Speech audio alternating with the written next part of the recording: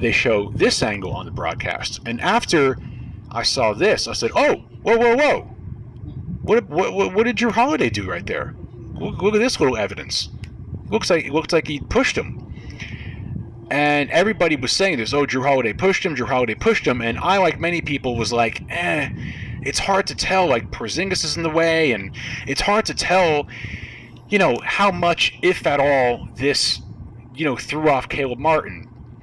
Now, one thing you can notice is Caleb's shoulder drop way down after he goes by Porzingis, and I was like, I don't know, it was kind of inconclusive. I was like, maybe that had something to do with it, maybe not. I wasn't really sure.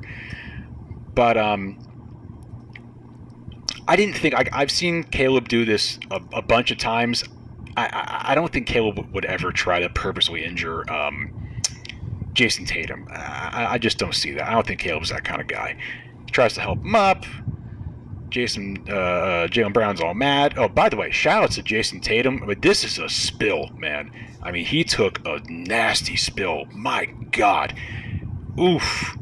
And shout out to Jason Tatum, man, for hopping right back up from this, man. Dude, I don't care. I don't care if you're the most ardent Heat fan out there or you hate Jason Tatum. You got to respect this guy for taking a spill like that and getting right up from that, man. I mean, damn. Tough. That's tough. Didn't complain about it. Took it like a man. Said after the game, it's playoff basketball. And that was before he even saw, if he even saw at all, this footage. This is the footage from Legends.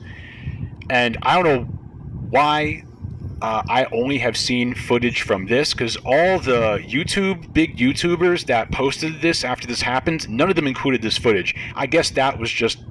They didn't have this on the broadcast. I don't know what broadcast he got this from, but on this one, you could clearly see the Jrue Holiday push is much more obvious, right? Look at that right there. So I'll play it right there. So I'll play it in full speed and just keep an eye on Caleb's trajectory here. And you can't really appreciate it from the previous clip, but this clip, you can really see it. Watch. Boom. You can see how much his trajectory changes. So this is frame by frame. He's going in, and he's going straight at the basket here. Pushed, and then look at that. Look at how much his body changes from straight on to going right and into Jason Tatum. Now, it's also simple physics. Think about it. If you're in a dead sprint and somebody shoves you even just a little bit, especially someone as strong as Jrue Holiday, it's going to really, really throw you off, right? Look at that. I mean, you can see both hands on Caleb right there, and he goes right off. A couple other things to remember here. The timing of this is so strange. So remember, too, Caleb, his head is up. His eyes are on the ball. Same thing with Tatum. The strange thing about this is, prior to this, Caleb is running dead on, right? The weird thing is Jrue Holiday actually pushes him in the correct direction of where the ball rebounds to. You see that? Now, Caleb was coming straight on. You see Jrue push him right into right where the ball is rebounding. Unfortunately, Jason Tatum is standing right there. Now, if Tatum wasn't there, or if Jrue didn't push him, Caleb might have had a rebound or maybe a putback dunk. I don't know. But it's so obvious. I mean, if you're the most ardent Celtics fan and the most anti-Heat fan, the most anti-Caleb Martin fan, I don't know how you can't deny that shove is really what took out Jason Tatum. I mean, if you disagree, push back. But I mean, I don't know, man. I think it's pretty obvious that if Celtics fans should be mad at anybody here, it should be Jrue Holiday. I don't know why Jrue Holiday pushed him like that. I don't know, especially with a minute left and you're up 16. I don't know. But I mean, you can totally see his body go off course right there.